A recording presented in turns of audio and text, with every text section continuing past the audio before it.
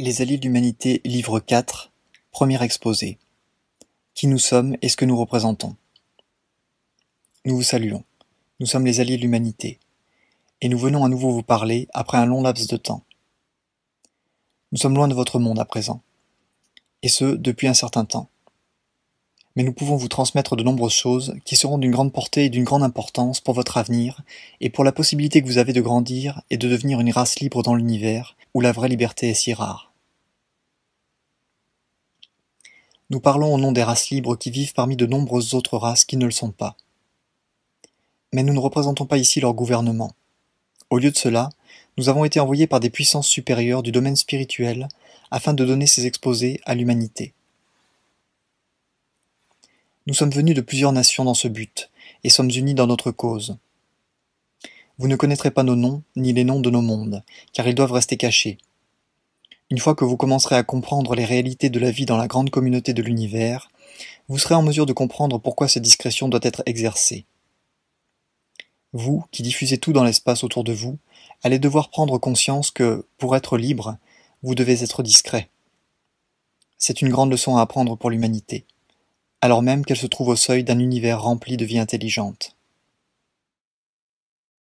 Nous sommes ici pour vous donner des conseils, et vous apporter une perspective, ainsi que pour corriger bon nombre de vos suppositions ou croyances qui pourraient compromettre votre capacité à comprendre votre situation et le grand défi auquel vous êtes maintenant confrontés en raison de l'intervention dans votre monde d'autres races venues d'ailleurs, qui sont ici pour profiter de votre faiblesse, de vos divisions et de vos superstitions, à leur propre fin, dans le but d'établir leur préséance dans ce monde sans l'utilisation de la force. Nous avons longuement parlé de cela dans nos exposés précédents. Mais nous devons maintenant vous parler d'autres choses importantes à savoir sur le sens de la liberté dans cet univers, ce qu'elle signifiera pour votre monde, le grand changement qu'elle apportera à votre compréhension et la plus grande unité qu'elle exigera entre vos nations. Car vous ne resterez pas un monde libre si vous continuez à lutter les uns contre les autres. Vos dissensions, vos rivalités, votre violence, vos guerres. Pendant que vous vous battez entre vous, vous n'avez aucune idée de la présence de ceux qui interviennent, ni des nombreux yeux qui vous observent dans votre univers local. Pas plus que de toutes les erreurs de l'humanité qui sont diffusées dans l'espace et qui peuvent être vues par tout observateur discret. Vos tribus qui guerroient entre elles dans un monde magnifique, convoité par d'autres. Et bien qu'il n'y ait pas beaucoup d'autres races ou d'autres nations qui soient au courant de votre existence, le défi s'avère néanmoins très grand, très réel, et s'accroît en permanence. Nous devons donc parler de ce qui a trait à votre avenir, à la possibilité qu'a l'humanité de devenir une race libre dans un univers dans lequel la concurrence a été portée à des niveaux plus élevés que vous ne le comprenez. Nous vous apportons cela avec un grand respect pour l'humanité, parce que vous avez maintenu vivantes vos traditions religieuses, et que le pouvoir de la connaissance au sein de l'individu est toujours reconnu et honoré ici, alors qu'il a été perdu et oublié, ou même jamais réalisé en tant d'autres endroits. Car les grandes nations technologiques de votre région locale, de l'espace, sont dans une large mesure dépourvues de religion, de spiritualité et d'une éthique supérieure à laquelle vous tenez peut-être encore et à laquelle nous accordons également de la valeur. Vous vous trouvez à un grand tournant, qui consiste soit à vous soumettre à des puissances étrangères, soit à sortir de vos interminables conflits afin de vous établir en tant que nation libre. Nous avons apporté beaucoup de sagesse et de perspective à ce sujet, dans nos exposés précédents. Mais nous devons à présent vous parler de ce que signifie la liberté et de ce qu'elle requerra de vos nations et de vos peuples. Bien que les mondes soient distincts, uniques et différents à bien des égards, les exigences pour rester libre dans l'univers sont les mêmes pour tous. Vous devez comprendre ces exigences et ne les négliger d'aucune façon. Car la paix entre vos nations ne se borne pas uniquement à la cessation de la guerre et des conflits. Elle doit être une préparation, un engagement et un ensemble plus grand de défis auxquels votre monde est confronté aujourd'hui et auxquels il sera confronté de manière croissante à mesure que vous irez de l'avant. Votre liberté est maintenant de protéger le monde, de l'isoler de ces puissances qui chercheront toutes à intervenir ici, à la fois par le biais de l'environnement physique et par celui de l'environnement mental. La liberté, qui nécessitera la coopération de vos nations, exigera aussi qu'il n'y ait pas de dissension majeure, car l'influence extérieure de la grande communauté cherchera à attiser les dissensions, comme elle le fait actuellement. Elle cherchera à affaiblir les nations les plus fortes en les engageant dans des conflits et des rivalités interminables et insolubles. Elle cherchera à affaiblir la confiance des gens en leur gouvernement et en leurs institutions, comme c'est actuellement en train de se produire. La solidité des gouvernements et des institutions des humains doit se renforcer à l'avenir, et s'unifier au sein des nations et entre les nations. Car ce qui unira l'humanité, c'est le défi de la grande communauté. Ce qui exigera la coopération, ce sera la menace d'une intervention venue de l'extérieur. Ce qui élèvera l'humanité vers son unité et son but, ce sera son émergence dans cette arène plus vaste de vie intelligente. Cette liberté ne consiste pas à être chaotique ni à sombrer seul dans un but et une quête individualiste. Il s'agit de la liberté d'isoler et de protéger votre monde de ces plus grandes puissances technologiques qui existent autour de vous et qui chercheront à vous convaincre et à vous diviser par des moyens subtils. Car la conquête n'est pas autorisée dans cette région de l'espace. Nous en avons longuement parlé auparavant. Pourtant, il faut le répéter, car l'humanité a une attitude encore très belliqueuse et compétitive. Elle pensera à l'intervention en des termes militaires. Mais aucune race ou aucun groupe de l'intervention ne cherche à détruire les ressources de ce monde, ni son espoir que l'humanité devienne une force de travail docile et fidèle à son égard. Vous devez maintenant commencer à penser différemment, car l'influence est puissante dans la grande communauté. Voilà le seuil qui vous attend à présent. À l'avenir, par nécessité, votre liberté, si vous parvenez à l'obtenir et à la maintenir, limitera la liberté individuelle. Car tous les citoyens du monde devront être impliqués dans la protection du monde. Ce sera fondamental. Cela dit, une fois que vous aurez commencé à voir les tentacules de l'intervention dans le monde d'aujourd'hui et à l'avenir, cette compréhension grandira et devra faire partie de vos fondements. Vous ne réalisez pas que vous vivez sur une belle planète dans un univers de monde désertique. La plupart des mondes habités sont le produit de la technologie avancée, et les mondes d'origine de ces races avancées ont été largement ravagés, comme vous êtes en train de ravager votre monde en ce moment même. Ce que nous vous préconisons ici, c'est une prise de conscience et une façon de comprendre à partir de la perspective de la grande communauté. Vous ne pouvez pas penser comme des primitifs, car l'univers auquel vous êtes confrontés n'est pas primitif. Vous ne pouvez pas vous référer uniquement au passé, sauf pour comprendre que toute intervention est effectuée à des fins agressives. Ne pensez pas qu'une race viendrait ici pour vraiment vous aider, car s'il s'installe ici de manière visible, cela fera partie d'un grand plan de persuasion. Si vous continuez à dégrader le monde, votre position dans le monde deviendra si instable que vous chercherez une aide extérieure par pur désespoir. Voilà le grand danger auquel vous êtes maintenant confrontés. Aucune race intervenant dans le monde aujourd'hui n'est ici pour aider l'humanité. Ce sont là des races concurrentes qui cherchent à prendre l'avantage dans ce monde, un monde de grandes possibilités et de grandes richesses.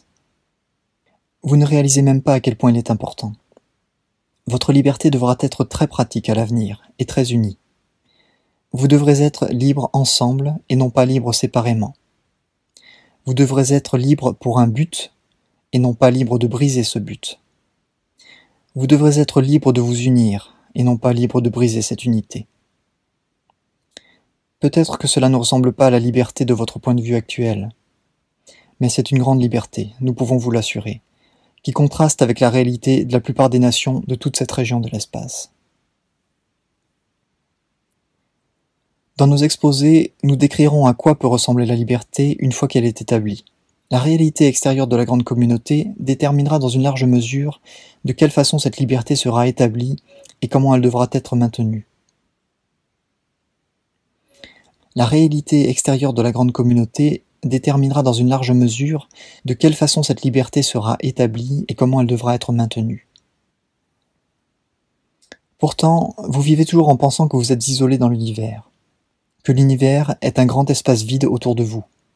Et peut-être vous sentez-vous unique et béni par le divin, si unique que toute race qui viendrait ici cherchera à vous aider, à vous comprendre ou à vous apprécier.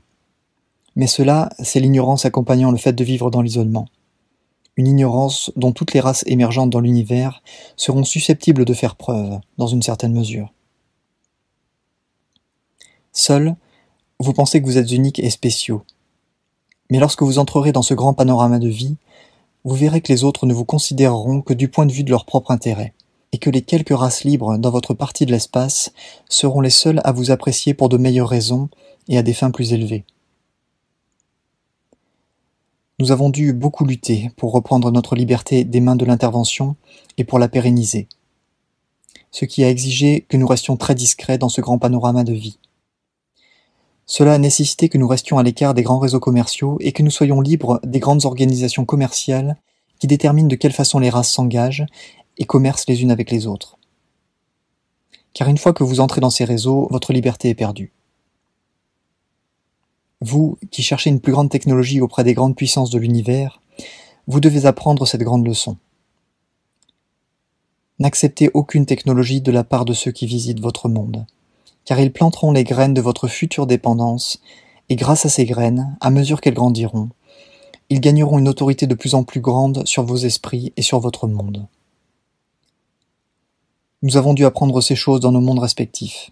Et bien que nos mondes soient uniques et n'aient pas d'interaction active les uns avec les autres, sauf de façon très limitée au niveau politique, il existe des puissances supérieures dans l'univers qui dirigent le grand réseau des sages, qui implique des individus dans différents mondes et différentes nations. Nous faisons partie de ce réseau, et c'est la raison pour laquelle nous sommes venus vous apporter une aide précieuse. Cela ne nous intéresse aucunement de nous établir dans ce monde, car vous n'êtes pas prêts pour le contact. Vous devez gagner la liberté par vos propres efforts. Nous pouvons vous apporter de la sagesse, un avertissement et une perspective. Mais c'est vous qui devez gagner votre liberté présente et future et utiliser la grande compréhension que nous vous donnons. Vous n'avez aucune idée d'à quel point l'univers est intimidant. Combien de mondes sont tombés sous la domination étrangère, des mondes dans un état d'émergence très semblable au vôtre, et combien peu ont réussi à échapper à cette domination. C'est en partie le travail des puissances supérieures de soutenir cette liberté chez les races qui montrent un potentiel pour cette dernière. Les puissances supérieures assignées par le divin pour protéger la connaissance dans l'univers, une sagesse, un but et un sens plus grand. Sans cela, les sociétés technologiques avancées finissent par devenir de plus en plus semblables les unes aux autres, laïques, rigides, dominatrices, rivalisant constamment les unes avec les autres pour obtenir l'avantage. Elles n'accorderaient pas de valeur à votre liberté individuelle, et vous considéreraient seulement comme chaotique et destructeur pour votre monde. Elles ne comprennent pas ces choses dont nous parlons. Elles n'ont pas connaissance des puissances supérieures.